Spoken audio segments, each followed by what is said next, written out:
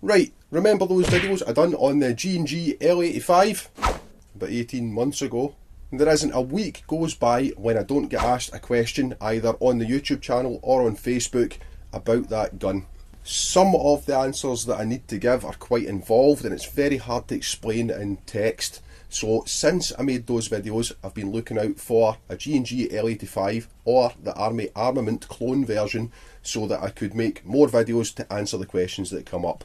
And now I've finally got one. Now I'd just like to thank Mark Curriers. He runs a YouTube channel, The Thin Brown Line, and he bought one of these the same day that I did, and he'll be uploading videos about that as well. So I'll put a link down below somewhere and you can go over there and check him out. And while you're over there, do me a favour, write in his comments, "Mark, you English twat." That's actually the highest form of accolade and mark of respect you can give an Englishman. Anyway, enough of that. Back to the gun. It's an R85A2 model, so it has the railed front end, and it was bought from BB Guns for Less. Now, they get a little bit of stick from serious airsofters, snobs, but I like to buy from their breakers yard. These are customer return guns and very often have very minor faults, but there's a big cost saving. So I picked this one up for $79.99, I think it was, delivered. At full price, they're often £130 to £150. And it's based on the G&G gun that we worked with before, and to buy one of those is £320 to £330. So a good cost saving. Anyway, let's get it unboxed and see what we're dealing with.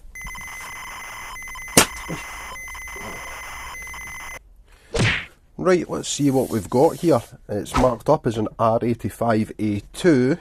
Let's open it.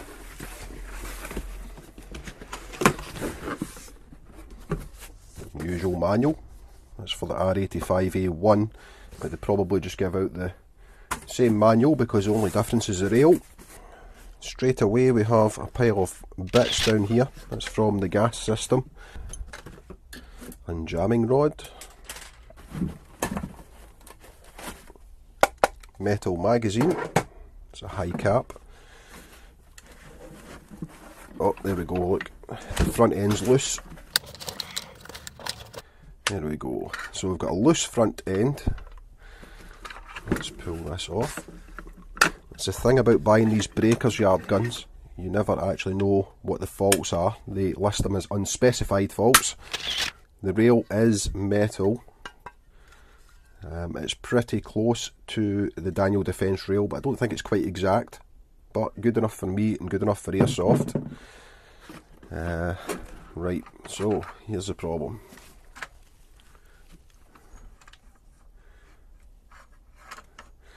Right, the gas box is loose and the whole front end's fell apart.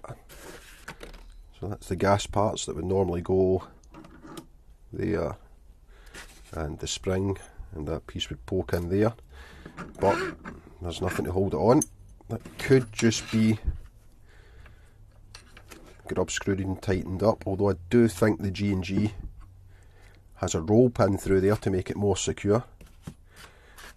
But there we go, it is an L85. Now they call this an R85A2, hinting that it would be an L85A2, but it doesn't have the shield round the mag release. It's also got the A1 style charging handle, and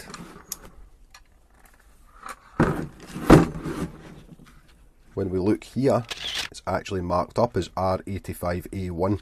So obviously Army Armament have just had a pile of A1s made up, and they thought, let's just stick a rail on and call it an A2, which is going to be close enough for most people. I mean, it is just airsoft after all. Let's wire a battery in and see if it runs. Oh, bollocks. Ta-da! Here's one I made earlier. Get in there, you bastard. Fucking hate Tamiya connectors. So, we should have power.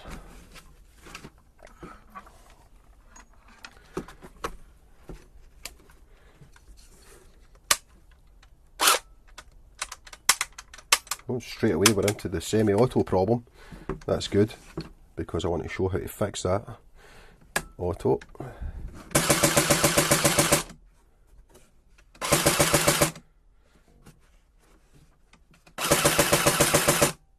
It's shooting a little bit lazy, but that could be being a cheaper clone.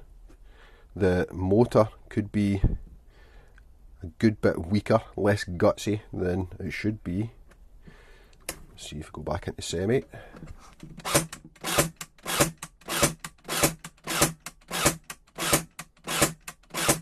It's actually working okay. And let's check the blowback. Yay! We even have working blowback.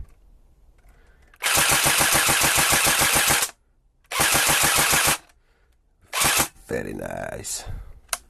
Okie dokie. So, at this point it looks just like we have a loose front end. The front sling swivel seems to be missing, which holds on the front end. I'd imagine there's also some spacers and stuff, but we can hold that on with a bolt. We don't need that sling mount because it's a railed front end. I could fit a wrist sling loop to the front if need be, but we'll follow that up in later videos. But overall, a successful unboxing. Very happy with that.